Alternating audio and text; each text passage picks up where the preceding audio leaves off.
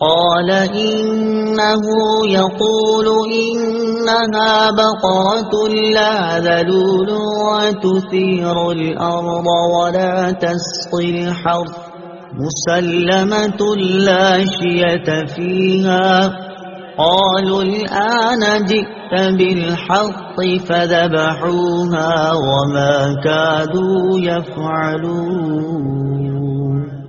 ترجمہ، موسیٰ نے فرمایا اللہ فرماتا ہے کہ وہ ایک ایسی گائے ہے جس سے یہ خدمت نہیں لی جاتی کہ وہ زمین میں ہل چلائے اور نہ وہ کھیتی کو پانی دیتی ہے، بالکل بے عیب ہے، اس میں کوئی داغ نہیں۔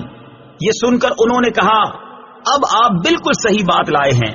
پھر انہوں نے اس گائے کو ذبح کیا حالانکہ وہ ذبح کرتے معلوم نہ ہوتے تھے۔ وما کادوا یفعلون، اور وہ ذبح کرتے معلوم نہ ہوتے تھے۔ تفسیر صراط الجنان میں ہے بنی اسرائیل کے مسلسل سوالات اور اپنی رسوائی کے اندیشہ اور گائے کی گرانی قیمت سے یہ ظاہر ہوتا تھا کہ وہ ذبح کرنے کا قصد نہیں رکھتے، مگر جب ان کے سوالات شافی جوابوں سے ختم کر دیے گئے تو انہیں ذبح کرنا ہی پڑا۔ وَإِذْ قَتَلْتُمْ نَفْسًا فَادَّارَأْتُمْ فِيهَا وَاللَّهُ مُخْرِجٌ مَا كُنتُمْ تَكْتُمُونَ۔ ترجمہ، اور یاد کرو جب تم نے ایک شخص کو قتل کر دیا پھر اس کا الزام کسی دوسرے پر ڈالنے لگے، حالانکہ اللہ ظاہر کرنے والا تھا اس کو جسے تم چھپا رہے تھے۔ وَإِذْ قَتَلْتُمْ، اور جب تم نے قتل کیا۔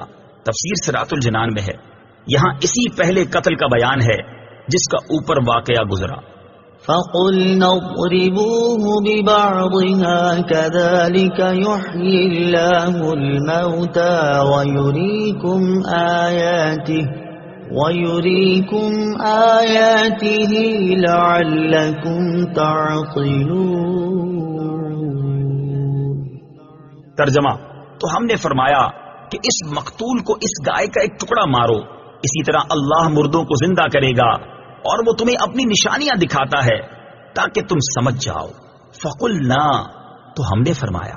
تفسیر صراط الجنان میں ہے بنی اسرائیل نے گائے ذبح کر کے اس کے کسی عضو سے مردے کو مارا، وہ بحکم الہی زندہ ہو گیا، اس کے حلق سے خون کا فوارہ جاری تھا۔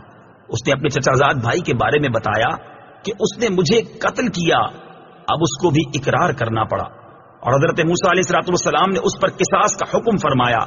اس آیت مبارکہ میں اللہ تعالیٰ نے مردے کو زندہ کرنے کے اس واقعے سے قیامت کے دن اٹھائے جانے پر دلیل قائم کی کہ تم سمجھ لو کہ جیسے اللہ تعالیٰ نے اس مردے کو زندہ کیا اسی طرح وہ قیامت کے دن بھی مردوں کو زندہ فرمائے گا، کیونکہ وہ مردے زندہ کرنے پر قادر ہے، اور روز جزا مردوں کو زندہ کرنا اور حساب لینا حق ہے۔